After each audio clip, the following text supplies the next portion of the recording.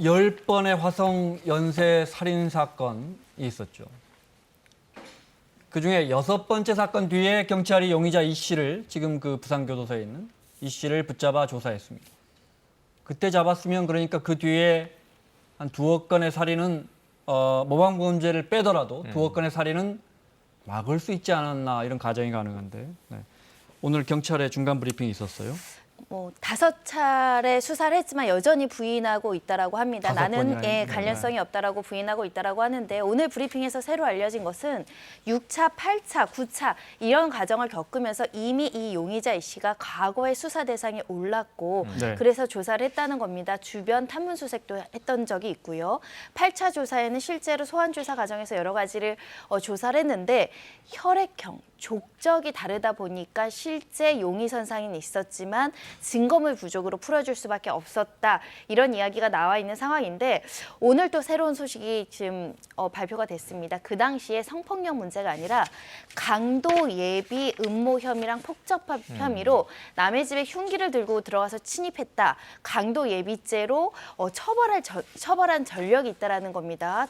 1980년대 말인데요. 네. 이 당시 1심에 실형이 나왔었고 2심 때 집행유예를 풀려났는데, 이 집행유예를 풀려나고 나서 7개월 후에 그 잔혹한 9차 사건이 발생했다, 이런 소식까지 알려지고 있습니다. 9차 사건이 그 여중생, 13살 소녀가 아주 잔인한 잔혹한 사건이죠? 번째로 엽기적으로 성폭력을 그러면 이게 당하고, 딱 맞아 떨어지는 거네요. 예, 그렇습니다. 그렇죠, 만약에 지금? 네. 이 당시에 실형이 유지됐다거나 네. 또는 그 당시에 용의선상에서 이 사람 실제로 붙잡혀서 이 과거의 사건까지 처벌받았다면 9차, 10차 나아가선 처제 살인 네. 사건은 막지 않았을까 하는 아쉬움이 지금 있는 사건입니다. 579는 DNA상 확인이 된 네, 거예요, 그죠? 맞습니다. 5번째, 7번째, 9번째는 분명히 네. 이 씨가 한 게 거의 뭐 맞고. 99.999% 맞습니다. 네. DNA가 맞으니까. 그런데 손 변호사 설명은 그때 오늘 새로 나온 게 이 씨가 강도 무슨 미수 혐의로 들어가 있는 그 기간 동안에는 또 네. 범죄가 없었다, 이 말씀이시죠? 맞습니다. 네, 맞습니다. 네. 그러니까 사실은 지금 8차 사건이 끼어 있는데 8차 사건은 다른 진범이 잡혔어요. 그 모방범죄. 예, 모방범죄였던 거죠. 네. 그래서 8차 사건에서 얻어진 DNA와 이 씨의 DNA를 맞춰봤는데 안 맞아서 그때 용의선상에서 비껴간 것도 있고요. 네. 또 이제 족적이 이제 안 맞았기 때문도 있고, B형이라고 추정을 하다가 B형이 아니었기 때문인 것도 어찌 보면 용의선상에서 비껴간 것일 수 있는데, 네. 근데 그 좁은 지역에서 이게 성범죄, 성폭행은 아니지만 아까 말씀하신 대로 강도 예비 음모와 폭행이 발생합니다. 이 뭐라고 얘기냐면, 그러니까 1심에서는 1년 네. 6개월 징역을 받았어요. 구속돼 있는 상태에서 이 씨가 항소를 한 겁니다. 2심에서 무슨 얘기를 하냐면, 자, 길을 가는데 어떤 청년이 날 때리고 도망가서 그를 따라가다가 뛰쳐들어간 곳이 피해자의 집이었을 뿐이다. 자신은 어떤 강도의 의도도 없었고 이 폭행도 경미하다.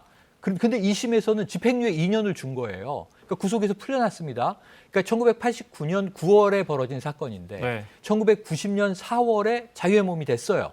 그리고 7개월 후에 가장 잔혹한 9차 9차 사건. 사건이 난다. DNA도 지금 와서 맞는 것이 확인이 된 9차 사건이 일어난 네. 거예요. 자, 안타까운 일입니다. 네, 지금 하면은 처제 살해, 그리고 나서 10번째 살해 사건 나고 3년 결혼하고 청주로 내려가서 처제 살해해서 잡힌 후에 자료 화면을 보고 계십니다.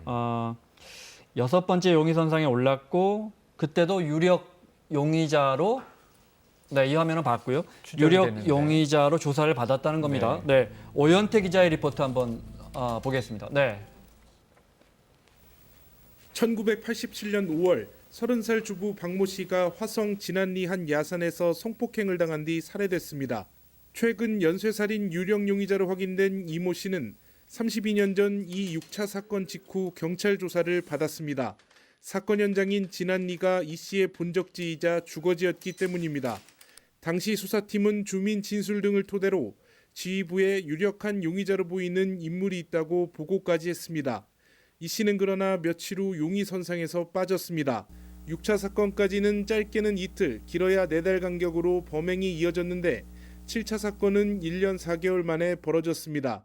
경찰의 의심이 잠잠해지길 이 씨가 기다린 것 아닌지 의심해 볼 만한 부분입니다. 이 씨는 8차 사건과 10차 사건 이후에도 조사를 받았지만 끝내 수사망을 빠져나가 청주로 이사했습니다. 이 씨가 3번이나 조사를 받았지만 당시 수사팀 핵심 관계자들은 이 씨를 기억하지 못합니다. 93년 이후로 내가 보직을 옮겼기 때문에 93년 이전에는 여기에 집중했지만 그런 사람 이름 들어본 일도 없고. 6번째 살인이 나고 유력한 용의자로 경찰이 확보했지만 네. 용의선상에서 벗어나면서 풀어줬고 그리고 나서 7번째 살해, 네. 8번, 8번째는 모방범죄니까 빼고. 또 9번째 그 잔인한 살해 사건은 네. 막을 수 있지 않았을까. 심지어 지금 9번째 살해 사건 이전에 또 강도 무슨 미수 혐의로 맞습니다. 잡혔는데 또 집행유예로 나가고. 결론적으로 보면 굉장히 좀 아쉬운 부분이 많다라고 말씀드릴 네. 수 있겠는데 불행하게도 8차 사건 때 또 범인이 다른 사람인데 현장에서 채모가 발견됐고 이 사람이랑 대조를 했더니 또 안 불일치하고 맞았고. 이런 여러 가지 수사상의 혼선이 발생할 수밖에 네. 없는 여러 가지 경위는 있었고요. 발자국이 안 맞았고. 족적도 이제 네. 비가 와서 축소됐을 것이라고 추정을 하고 원래는 발견되기 245mm였는데 255mm로 하다 보니까 발 사이즈가 안 맞았다. 그런 이야기도 있는 상황이고 더군다나 이제 혈액형과 관련된 오류도 있었던 상황이고요. 그럼에도 불구하고 이 지역에 살고 있었고 용의자로 지목이 됐고 네. 더군다나 폭력성이 강도 예비 사건에서 확인이 됐고 이런 점들을 중점적으로 봤을 때는 조속하게 잡을 수 있었으면 얼마나 네. 좋았을까 이런 생각도 그때 드는데 기소가 되고 네. 기소가 되고 이제 저 추가로 수사가 이루어지고 이랬으면 그렇습니다. 더군다나 6차 사건 이후 7차 범행까지 한 1년 4개월 정도의 시간적 간격이 그렇죠. 있거든요. 이건 무엇을 의미하냐면 6차 사건 때 처음으로 용의자로 수사를 받으니까 이러다가 정말 적발돼서 처벌받을 수 있다는 위기의식을 느끼고 한 1년 4개월간은 그 잔혹한 범행을 멈췄던 것으로 그렇군요. 보이거든요. 네. 그런데 1년 4개월이 지나도록 본인이 체포되거나 구속되지 않다 보니 다시 7차 사건, 9차 사건 이렇게 범행에 이르게 네. 된 게 아닌가 합니다.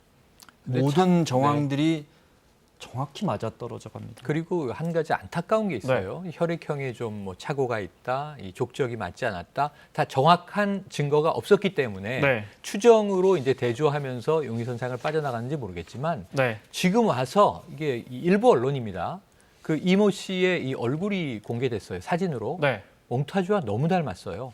심지어는 그 친모, 모친도 이거 우리 큰애 아니냐라고 얘기를 했을 정도로 닮았는데 네. 이 잘 만든 몽타주는 그때 왜 활용되지 못했을까요? 네. 저희가 5차와 7차 살해 사건 벌어졌던 그 현장을 지금 다시 찾아가 봤습니다. 보겠습니다. 87년 1월 5차 살해 사건이 벌어진 최재만 할아버지 논이었는데요. 저거 또랑 있지, 저 또랑 여기 논 끄트머리, 이논 끄트머리. 차디찬 논바닥 집단 속에서 18살 소녀가 발견됐습니다. 집값을 끌어들이려고 경기 끌고 나가서 그 찾은 거라니까. 그러니까 보면서 깜짝 놀랐어. 이웃 주민들은 여전히 그 살해당한 피해자를 기억하고 있고요. 우리 막내 딸이 동창이고 친구고 그러니까 내가 치가 떨려 시방도 가슴이 벌벌 떨려 그 생각만 해봐. 그 엄마 심정은 어떻겠어? 같이 학교 다니던 애들 보고 나면 나쁘니까 그냥 수사로 가버렸어, 딴 데로.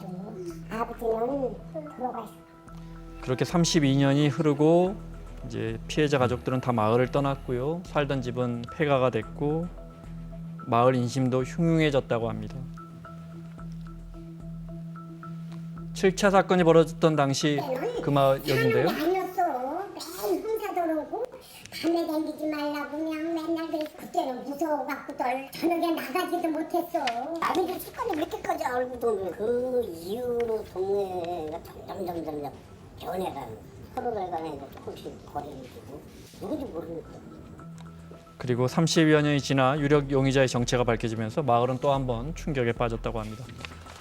여기까지 볼까요? 마무리해야 합니다. 뒤에서 어머니- 집아이냐고 막 전화 들어오는 거. 네, 거기까지 보죠. 어머니는 아직도 우리 아들이 그럴 리가 없다 그런다면서요? 네, 어찌됐든 뭐 진실을 밝히는 게 굉장히 중요합니다. 뭐 처제 살인 사건도 홧김이었던 것이라고 이야기하고 있는데 부모는 객관적인 지위에 있을 수는 없겠죠. 처제 살인 사건도 수면제를 이용했다는 측면에서는 계획적인 범행이고요. 네. 지금 피해자들이 다수입니다. 뒤늦게라도 진실을 빨리 밝혀야 되고요. 나중에라도 본인이 죄책감을 가지고 반성하는 태도를 보이고 이 사건의 면모를 진술하길 바라는데 입을 열지 않고 있어서 지금 네. 법체면 전문가를 투입할 예정이라고 합니다. 체면 전문가를요. 알겠습니다. 이 씨가 TV 볼 수 있습니까? 지금 교도소 안에서 이런 거 볼 수 있습니까? 현재로서는 저희 TV하고 네. 본인과 관련된 신문 기사를 보지 않고 있다라고 네. 합니다. 추가적인 정보는 지금 습득하지 않는 아. 것으로 알고 있습니다. 마무리하겠습니다. 최영일 평론가, 손정희 변호사 수고하셨고요. 사사건건 내일 이 시간에 돌아오겠습니다. 고맙습니다.